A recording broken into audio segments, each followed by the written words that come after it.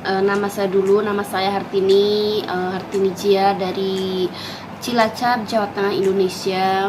Tapi keluarga saya itu keluarga campuran Jawa Sunda. Jadi saya kalau ngomong tuh sama keluarga ada Jawa ada Sunda kayak gitu, karena keluarga aku tuh di Indonesia campuran semuanya ya, bapak sama ibuku tuh.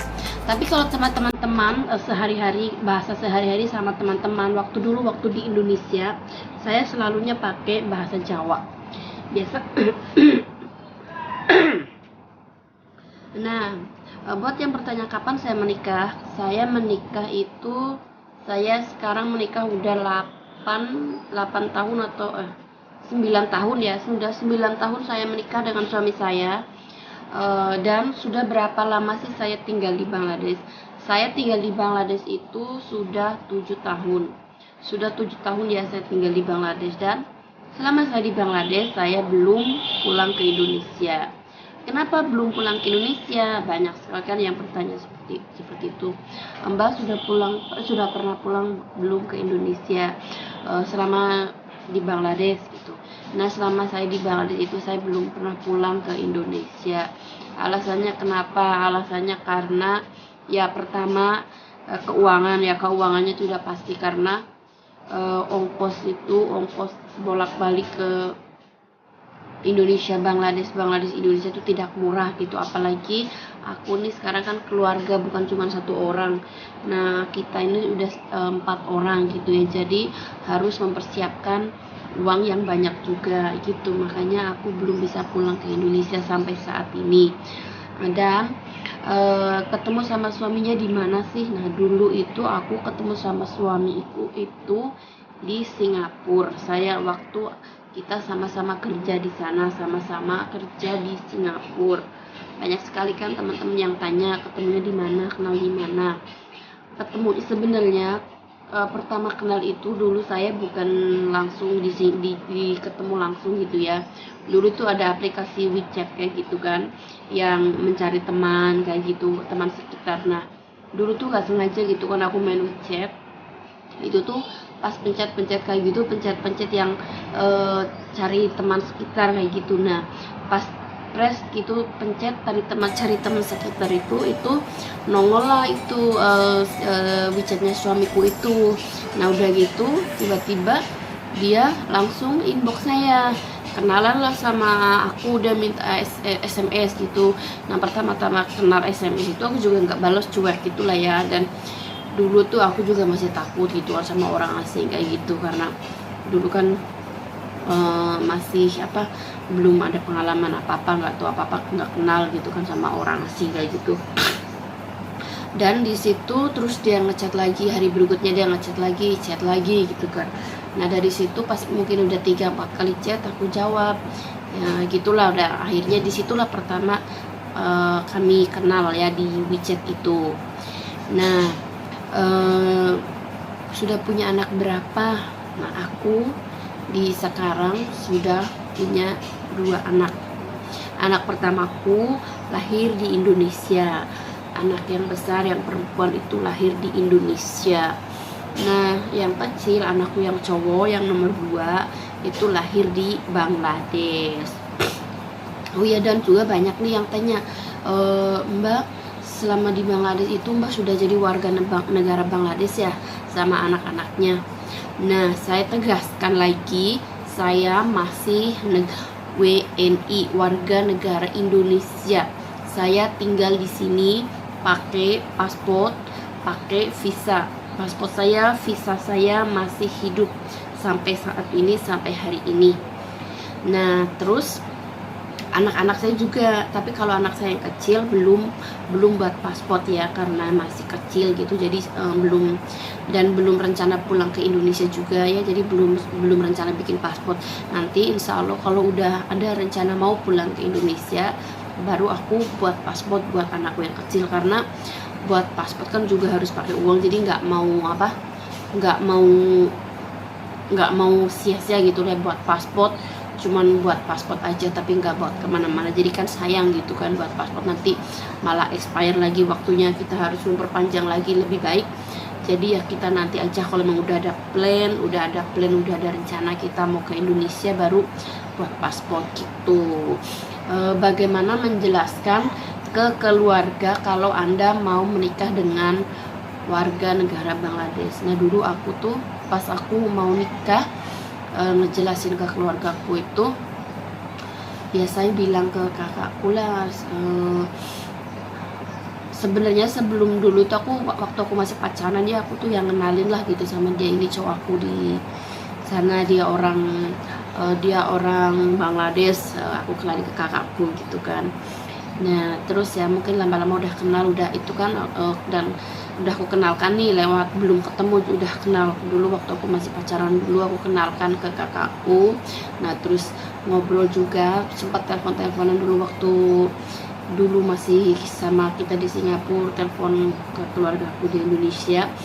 Nah dari situ suamiku waktu mau bilang serius juga, dia bilang ke kakakku, aku mau nikahin adikmu, aku mau serius sama adikmu. Nah dari situ itulah rencananya, dan menjelaskannya seperti itu, menjelaskan yang detail banget. Cuman aku yang bilang ini pacarku dari warga negara asing, dia ingin serius sama aku,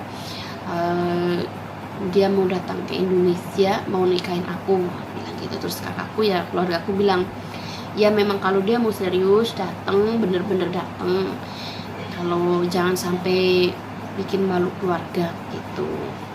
Apakah ada pertentangan dari keluarga? Dari keluarga aku nggak ada pertentangan, dan juga dari keluarga suamiku mungkin ada sedikit pertentangan bukan yang nggak boleh gitu sama sekali, tapi enggak, pertentangannya itu keluarganya itu takut gitu ya, karena dari apa ya, anaknya tuh nikah sama orang asing itu takut, karena takutnya nanti katanya nih, aku udah pernah tanya ke ibuku, ke mertuaku di sini, tanya takutnya nanti perempuannya nggak baik-baik dan perempuannya jahat katanya gitu nanti, makanya dia tuh takutnya begitu, dan takutnya nanti suamiku tuh lupa sama keluarganya gitu, karena orang laki-laki Bangladesh itu orang udah nikah tuh kebanyakan dia tinggal sama keluarganya, jadi itulah ketakutan dari keluarganya di sini begitu. Bagaimana cara Anda mengatasi perbedaan adat yang Anda lalui? Bagaimana cara aku mengatasi perbedaan adat yang aku hadapi hingga saat ini? Aku coba menyesuaikan adat di sini, dari mulai makanan, bahasa, terus adat istiadat itu kayak mungkin ya gimana ya, ibaratnya contoh gini, orang sini, perempuan sini ya, kalau itu sangat jarang sekali pergi keluar, pergi yang keluar bebas itu enggak kayak kita, perempuan kita di Indonesia, apalagi kita ikut mertua ya. Perempuan yang sudah menikah di Bangladesh itu nggak boleh sembarangan pergi keluar kayak gitulah kalau di sini. Jadi aku tuh yang menghargai adat istiadat di sini, walaupun aku kadang ada ngerasa gimana gitu ya, kok seperti ini, aku kayak terasa dikekang gitu ya, tapi lama-lama lambat laun aku udah paham adat istiadat di sini seperti apa dan bagaimana gitu. Kenapa di Bangladesh itu masih ada perjodohan? Nah teman-teman lagi tuh kan banyak yang tanya, apakah di Bangladesh itu masih ada perjodohan? Nah di Bangladesh itu benar-benar masih kental dengan adatnya, yaitu perjodohan itu perjodohan di sini tuh kayak emang udah adatnya ya, udah adat istiadat sini dari dulu sampai sekarang, sampai tahun 2023 itu perjodohan tuh masih ada dan masih berlaku buat semuanya. Tapi mungkin ada juga yang menikah karena saling suka gitu, ada juga banyak juga, tapi kebanyakan 80% itu nikah tuh dijodohin di sini. Mungkin kalau suka sama suka mungkin 20%-nya saja. Di sini tinggal bersama suami saja atau bareng sama mertua. Aku di sini tinggal bareng sama mertua, sama ya mertua, karena sekarang adik-adik iparku semua sudah menikah, jadi aku sekarang cuman sama mertuaku saja dan sama suamiku sama anak-anakku. Mertuaku masih ada 2, jadi aku tinggal sama 2 mertua dan sama suamiku sama anak-anak di sini. Adik-adikku ipar semuanya sudah pada menikah.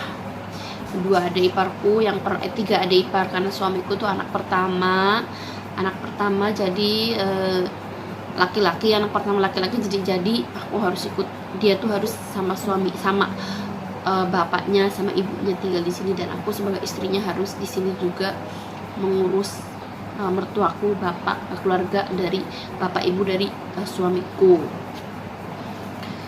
Di sini tinggal di mana? Nah, ini nih aku di Bangladesh itu tinggalnya di Munshiganj. Munshiganjnya itu di kotanya, di pertengahan kota, karena Munshiganj itu luas ya. Aku tuh tinggalnya tuh di pertengahan kota, di pusat kota Munshiganjnya. Jadi kan ada tuh yang Munshiganj kampungnya, yang pelosok-pelosoknya. Jadi aku tuh yang di kotanya gitu, ibaratnya di main city-nya lah ya. Aku tinggal di Munshiganjnya itu. Nah, terima kasih teman-teman semua yang sudah menonton video saya sampai habis. Semoga kalian suka, terhibur dengan video saya. Saya ucapkan banyak-banyak terima kasih buat teman-teman semuanya yang sudah sudi menonton video saya sampai akhir.